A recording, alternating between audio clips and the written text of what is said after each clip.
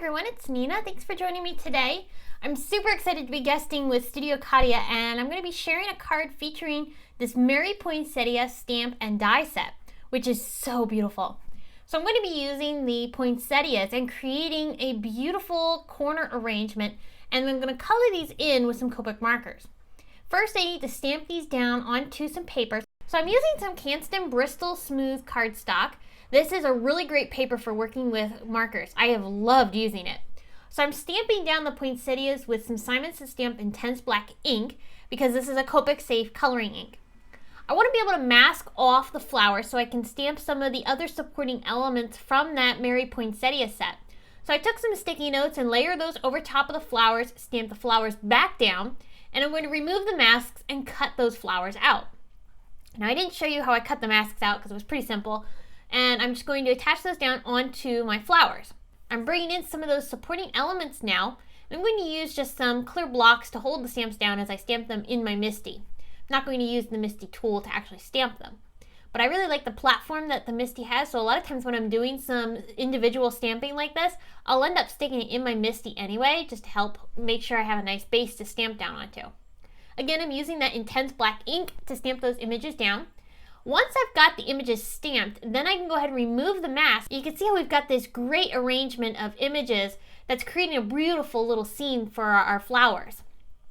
So now that I've got my flowers ready to go, I'm going to go ahead and start coloring. The markers that I'm using are Copic markers, and I started off by putting down a base coat of color.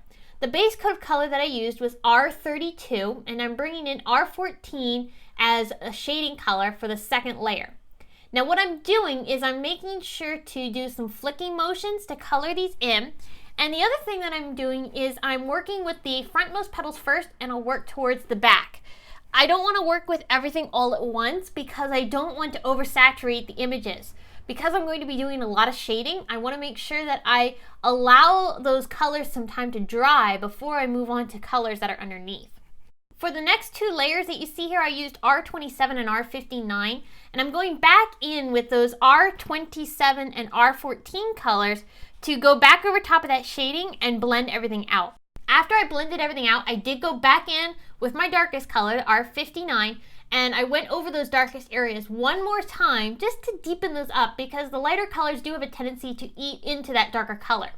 So here's a look at how the finished poinsettias will look. That one on the top right here, that's going to be how all of the poinsettias look in the end, and I basically repeated that exact same shading process that you saw me do over every single petal. So I didn't want to have to repeat that over and over for you so that way you didn't have to sit here forever and watch the video.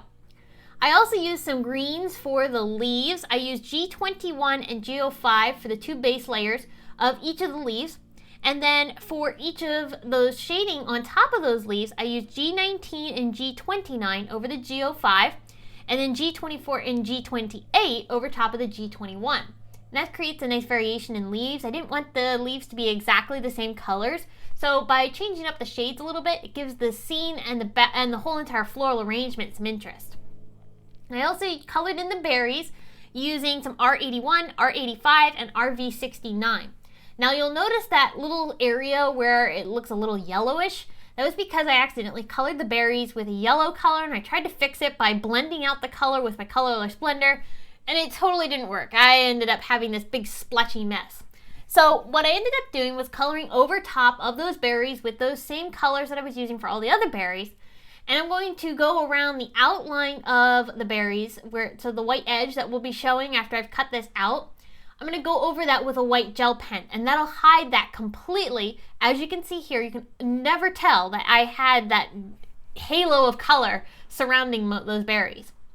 So I used this great frame die from Studio Katia, and it also comes with a bunch of other frame elements, and I cut that from the DCWV, Die Cuts with a View, Shimmer Neutrals pack. This is a gorgeous pack of paper, and it's beautiful shimmery tones in a variety of different neutral shades, and I cut down the pearlish color with that frame. I also cut around the edge of my poinsettia arrangement with that same die, so that way when it lines up here with the cardstock, it looks seamless. So those are going to get layered onto the card using some foam tape. So I stuck a layer of foam tape behind each of the flowers and a whole arrangement, making sure I got it really covered so that way there was no areas that end up having any sagging or anything. And I'll just line that up along the edges with that panel. Once I've layered that on, I'm going to take this Mary die, which is from the Mary Poinsettia set. This is the coordinating die set. And I've cut it from some foil paper, which is from Tonic Studios. It's a gorgeous gold foil cardstock, mirror cardstock I should say. And you can see here how it has that gorgeous foiled shine. It gives you the look of foiling without having to actually do it. And I've also cut it from some other pieces of white cardstock so I can layer them. Now Studio Katia also has some amazing embellishments. These are the silver rhinestones, and I used those around my poinsettia. So I just adhered those down with some liquid glue, and they look so beautiful. Now normally I don't usually pair silver and gold together, but in Christmas, silver and gold do go together so nicely. So I wanted to make sure I did that in this card. Now I'm taking those cardstock pieces that I cut with that Mary die, and I'm stacking those together using some liquid glue. And once I've got them all stacked, then I'll take that gold mirror cardstock Mary and adhere that on top, and that'll create a dimensional sentiment for me to be able to add onto my card. I have loved using this mirror cardstock from Tonic. It is so much fun and it looks amazing. There's both the high gloss, which is what this one is, but then there's also satin, which has a beautiful, very toned down appearance. It is so pretty. Now in that Mary Poinsettia set, there's also a coordinating sentiment that looks just like the die cut Mary, although the die cut Mary is a little bit bigger. But I wanted to be able to stamp the word B so that the whole thing said Be Merry. So I'm going to line up my sentiment where I'm going to want the die cut to be and replace the die cut so that way I can then put the B in front of there. So basically what I'm going to do is I'm going to stamp that B in place where it should be on the sentiment stamp and use it with the die cut instead. So I'm going to mask off the word Mary on the stamp and stamp that down with some slate gray ink from Simon. I thought that matched the silver in the rhinestones nicely. Then I can then take this die cut sentiment and place that where the sentiment should have stamped. So I'm just replacing the sentiment stamp with the die cut. And I love the look. So that's going to finish off this card featuring the Mary Poinsettia's stamp and coordinating die set from Studio Katia, as well as some fun embellishments and also some great dies. I hope you enjoyed this video and got some ideas on using these beautiful products. And thank you, Studio Katia, for letting me guest with you. I really enjoyed creating some beautiful projects with your stamps and dies. I actually created quite a few projects lately with Studio Katia products, and I'll have them linked down in the video description below so you can check them out. Thanks again for watching. I will see you again very soon with another one. And until then, thanks for watching. Bye!